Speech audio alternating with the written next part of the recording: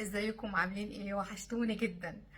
انا وعدتكم ان انا هتكلم على علاج مقاومه الانسولين. احنا في فيديو قبل كده اتكلمنا عن ايه مقاومه الانسولين وازاي بتحصل وايه المشاكل بتاعتها. تعالوا بقى نتكلم احنا ازاي نعالج مقاومه الانسولين، ازاي نتفادى اصلا ان يحصل عندنا مقاومه انسولين.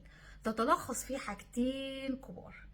اول حاجه اللي هي واخده 70 75% من الليله كلها، حاجه بنسميها لايف ستايل موديفيكيشن، اللي هو تعديل نمط الحياة أو أسلوب الحياة. والتانية 25% اللي هو العلاج الدوائي. يعني الأهم بالنسبة لي اللايف ستايل موديفيكيشن. أنا هقول لكم حاجة، انتوا اكيد سمعتوا كل الكلام دوت واكيد اتقال وحصل هري فيه كتير، بس ساعة التطبيق بتبقى صعبة. انا هقول لكم احنا المفروض نعمل ايه، وهساعدكم خطوة بخطوة فيديو بفيديو. احنا نمشيها خطوات مع بعضيها لغاية ما نبقى الصورة كلها اكتملت وحاسين ان احنا قادرين نعملها بجد. تمام؟ اوكي. لايف ستايل موديفيكيشن يعني ايه؟ يعني انا بهتم باكلي، بهتم بشربي، بهتم بنومي، بهتم بالرياضه، ادخل الرياضه، اهتم بالستريس لو في بقى تدخين وحاجات زي كده. هو ده اللي بنسميه اللايف ستايل موديفيكيشن. طبعا اي حد هيقول لك والاكل الصحي ونشرب كم لتر ميه ونلعب كم قد ايه رياضه في اليوم. كل الناس عارفه الكلام ده وكلنا عارفين الكلام ده. انا عايزه اقول لكم احنا بس لو مشينا على اللايف ستايل موديفيكيشن ده احنا مش هنحتاج اصلا ممكن ما نحتاجش العلاج الدوائي. بس طبعا هو اللي بيقول الكلام ده هو الطبيب المختص.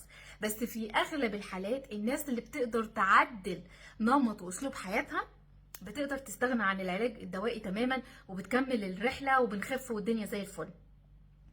وبرضو الناس اللي حابه تخس لو هي عملت الكلام ده هتخس بمنتهى السهوله. طيب احنا اتكلمنا ان زي ما اتفقنا ان في حاجات كتير، في اكل وفي شرب وفي حاجات. طب احنا هنعمل ايه؟ الخطوات بقى، يعني عايزين خطوات حقيقيه. انا هبتدي معاكم واسهلها لكم.